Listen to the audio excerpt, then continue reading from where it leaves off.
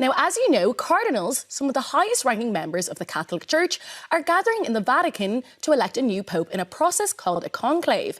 Well, our social affairs and religion correspondent and former News Today presenter, Alva Keneally, is in Rome to tell us all about it. Hi, Alva.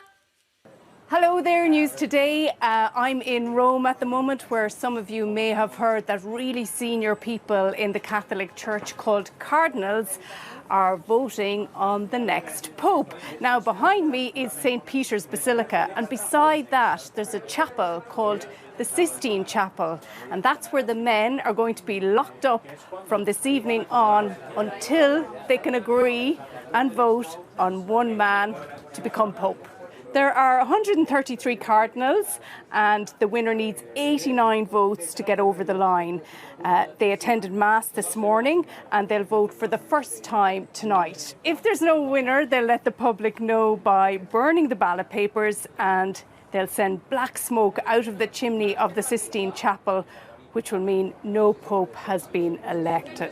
And then they'll come back tomorrow and the next day, if necessary, to keep voting until one person reaches the required number of votes. Now, when there is a winner, white smoke will billow from the chimney of the Sistine Chapel to tell the world that there is a new pope. And about an hour after that, the man will be brought out onto the balcony of St. Peter's Basilica behind us, so that everybody knows who's been chosen.